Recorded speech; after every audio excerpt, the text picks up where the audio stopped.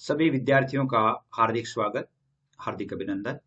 प्रिय विद्यार्थियों, अभी राज्य स्तरीय प्रतिभा खोज परीक्षा जिसके लिए पेपर थर्ड, जिसमें आपके 3 प्रकार के यानी 4 प्रकार के विषयों के प्रश्न आपके पूछे जाते हैं और 90 अंकों का पेपर होता है, जिसमें से आपके पॉलिटिकल साइंस के प्रश्न होते हैं वो 23 होते हैं, हिस्ट्री के 23 प्रश्न आते हैं, ज्योग्राफी के 23 प्रश्न आते हैं और आपके इकोनॉमिक्स के 21 क्वेश्चन है वो उसमें आते हैं। टोटल 90 अंकों का पेपर होता है, 90 ही प्रश्न होते हैं। और इसमें आपके SC/SE एग्जाम में 12वीं कक्षा की जो अर्थशास्त्र है उसी को इसमें शामिल किया गया है कि उसी में से प्रश्न है वो पूछे जाएंगे। तो अर्थशास्त्र पढ़ने वाले जो विद्यार्थी है कक्षा 12th में इस साल जो है, उनके लिए तो यह वीडियो बहुत ही महत्वपूर्ण है ही। इसके साथ साथ राज्य स्तरीय प्रतिभा खोज परीक्षा की तैयारी करने वाले विद्यार्थियों के लिए भी बहुत ही महत्वपूर्ण वीडियो है, जिसमें आप अच्छे अंक है वो प्राप्त कर सकते हैं। यानी अर्थशास्त्र के लगभग 5 वीडियो का हम अध्ययन करेंगे, जिसमें 12th कक्षा की जो अर्थशास्त्र होगी उसमें से जितने भी प्रश्न आएंगे उन सभी प्रश्नों को शामिल करने का एक बहुत ही सटीक प्रयास किया जाएगा। और उम्मीद करता हूं कि आपके लिए यह वीडियो बहुत ही मददगार होगा। राज्य स्तरीय प्रतिभा खोज परीक्षा की तैयारी करने वाले विद्यार्थियों के लिए उनकी प्रतिभा को और उनकी सफलता को सुनिश्चित करने के लिए मददगार साबित होगा। तो आइए शुरू करते हैं अर्थशास्त्र जो कक्षा 12 में से जो प्रश्न है उन प्रश्नों को हम शामिल करते हुए देखिए। पहला प्रश्न देखिए, इसमें पहला प्रश्न है कि आधुनिक अर्थशास्त्र के जनक के रूप में कौन माने जाते हैं। यानी आधुनिक अर्थशास्त्र के जनक कौन है, उसका उत्तर है एडम स्मिथ। स्कॉटलैंड के हैं वो, एडम स्मिथ है। आप अपनी एक कॉपी डाल लीजिए और उस कॉपी में उतार लीजिए, क्योंकि दिसंबर में आपकी एग्जाम होनी है, 5 दिसंबर को एग्जाम होनी है। तो उसके संबंध में आप कॉपी में उतार लीजिए ताकि आपके लिए ये प्रश्न है वो बार बार पढ़ने की जरूरत ही नहीं पड़े। तो ये प्रश्न उतारते जाइए, 5 वीडियो उतार लेंगे और लगभग 5 वीडियो में यानी 200 क्वेश्चन से ज्यादा नहीं होंगे। और शायद मैं उम्मीद करता हूं कि उनमें से ही जो 21 प्रश्न है वो आपके उनमें से ही आए। एडम स्मिथ द्वारा लिखित अर्थशास्त्र की पुस्तकों के नाम बताइए। एडम स्मिथ ने कौन सी पुस्तक लिखी थी? वो पुस्तक थी inquiry into the nature and causes of the wealth of nations. ये पुस्तक है वो एडम स्मिथ की लिखी हुई है, जो अर्थशास्त्र से संबंधित है। तीसरा प्रश्न है कि समष्टि अर्थशास्त्र का मूल किस में होता है। आपके 12th में 2 बुक्स है, एक तो समष्टि अर्थशास्त्र है और एक व्यष्टि अर्थशास्त्र है। समष्टि अर्थशास्त्र और व्यष्टि अर्थशास्त्र, इन दोनों में से ही आपके प्रश्न पूछे जाएंगे। तो अभी अपन समष्टि अर्थशास्त्र को पढ़ रहे हैं, लेकिन प्रश्न आ जाता है कि समष्टि अर्थशास्त्र का मूल क्या है, यानी किस में मूल होता है, तो वो व्यष्टि अर्थशास्त्र में होता है। अगला प्रश्न देखिए, भारतीय रिजर्व बैंक किन अर्थशास्त्रीय नीतियों का अनुपालन करता है। बहुत ही इंपॉर्टेंट प्रश्न है, वेरी इंपॉर्टेंट है, इसलिए आप इसे अच्छी तरह से याद कर ले। और वो है समष्टि अर्थशास्त्रीय नीतियों का। भारतीय रिजर्व बैंक है वो कौन सी नीतियों का अनुपालन करता है, यानी कौन सी नीतियों पर चलता है? समष्टि अर्थशास्त्रीय नीतियों पर वो चलता है।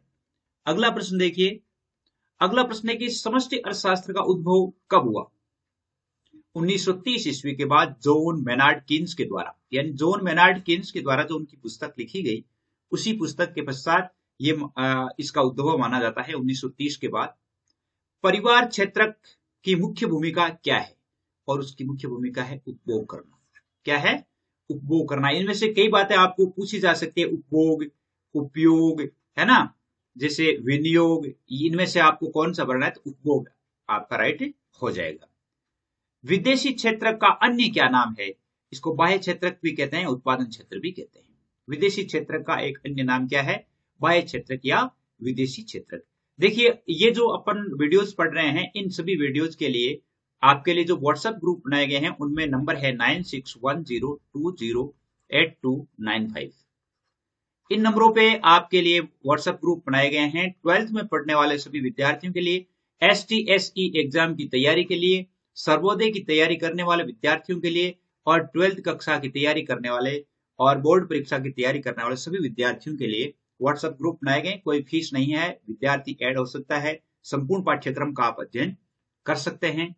और अगर आप ऐसा नहीं कर सकते, चैनल को सर्च करके भी उसमें आप किसी भी विषय के प्रश्न है वो देख सकते हैं। अर्थशास्त्र है, हिस्ट्री है, पॉलिटिकल साइंस है, हिंदी साहित्य है, हिंदी कंपलसरी है, इंग्लिश है, इन सभी के प्रश्न है वो आप देख सकते हैं। यहाँ सारी जो बनी हुई है प्लेलिस्ट बनी हुई है, हिंदी की अलग बनी हुई है, हिंदी साहित्य की अलग बनी हुई है, पॉलिटिकल की अलग बनी हुई है, इकोनॉमिक्स की अलग बनी हुई है, ST/SE की अलग बनी हुई है। तो वहां पर जाकर के भी आप इनको देख सकते हैं। अगला प्रश्न देखिए, अगला प्रश्न है आपके, समष्टि अर्थशास्त्र के जन्मदाता कौन है? और वह है J.M. केन्स। समष्टि अर्थशास्त्र के जन्मदाता कौन है? J.M. केन्स। अगला प्रश्न देखिए, अगला प्रश्न है कि पूंजीवादी अर्थव्यवस्था को अन्य किस नाम से जाना जाता है? और वो नाम है बाजार अर्थव्यवस्था। क्या नाम है? बाजार अर्थव्यवस्था। ये बहुत बहुत इंपॉर्टेंट, वेरी वेरी इंपॉर्टेंट प्रश्न है, आप इनको लगाते जाइए। 10वां प्रश्न है कि आर्थिक महामंदी किस वर्ष में उत्पन्न हुई? आर्थिक महामंदी कौन से वर्ष में उत्पन्न हुई? और वो हुई थी 1929 ईस्वी में। कब हुई थी? 1929 ईस्वी में। 11वां प्रश्न आगे देखिए, 11वां प्रश्न है कि रोजगार एवं मुद्रा का सिद्धांत पुस्तक किसने लिखी? ये बहुत ही इंपॉर्टेंट प्रश्न है। J.M. केन्स ने लिखी थी 1936 ईस्वी में। कब लिखी थी? 1936 ईस्वी में। और उसके लेखक कौन है? J.M. केन्स है। पुस्तक का नाम है रोजगार एवं मुद्रा का सिद्धांत। अगला प्रश्न है कि निवेश क्या है? निवेश का क्या अर्थ है? निवेश का अर्थ है पूंजी निर्माण। क्या अर्थ है? पूंजी निर्माण। अब अर्थशास्त्र में एक होता है निवल निवेश या नई पूंजी रचना। निवल निवेश का अर्थ है नई पूंजी रचना। वो कैसे निकालते हैं? तो उसका सूत्र आपके इनमें से प्रश्न आएंगे, यानी आगे भी हम जब पढ़ेंगे तो और भी कई सूत्र हैं, जैसे सकल घरेलू जैसे उत्पाद के निकालने की है, वो सारे के सारे आएंगे। जब हम 5 वीडियो पढ़ेंगे तो 500 वीडियो में लगभग क्लियर हो जाएगा। पहला ये निवल निवेश निकालने का सूत्र क्या है? वो है सकल निवेश माइनस मूल्यह्रास बराबर निवल निवेश। निवल निवेश है ये, निवल निवेश। सकल निवेश में से मूल्यह्रास जब निकालेंगे तो निवल निवेश आ जाएगा। 14वां प्रश्न है कि मानवीय श्रम के योगदान का पारिश्रमिक क्या कहलाता है? मानवीय श्रम का जो योगदान है उसका पारिश्रमिक क्या कहलाता है? वो कहलाता है मजदूरी। क्या कहलाता है? मजदूरी कहलाता है। जॉन मेनार्ड कीन्स का जन्म कब हुआ? 1883 ईस्वी में ब्रिटिश में, ब्रिटेन में हुआ था। कहां हुआ था? ब्रिटेन में हुआ था 1883 ईस्वी में। और इनके लिए एक नाम चाहता है कि विदेशी मुद्रा बाजार के समझदार सट्टेबाज माने जाते हैं। इनको विदेशी मुद्रा बाजार के समझदार सट्टेबाज इनको माना गया है। उत्पादन के कितने कारक होते हैं? 3 कारक होते हैं। 3 कारक होते हैं। कौन कौन से? वो है एक तो पूंजी, यहां पर क्या है? पूंजी, भूमि और श्रम, ये 3 है। पूंजी, भूमि और श्रम, ये है। 70वां प्रश्न है आपके, किसी फर्म के कारोबार के संचालन का दायित्व किस पर होता है? किसी फर्म के कारोबार के संचालन का दायित्व किस पर होता है? और वो होता है उद्यमियों पर। किस पर होता है? उद्यमियों पर। इनके प्रश्न है वो आ सकते हैं। अगला प्रश्न है कि पूंजीवादी देशों में उत्पादन कारक अपनी आय का सृजन कैसे करते हैं?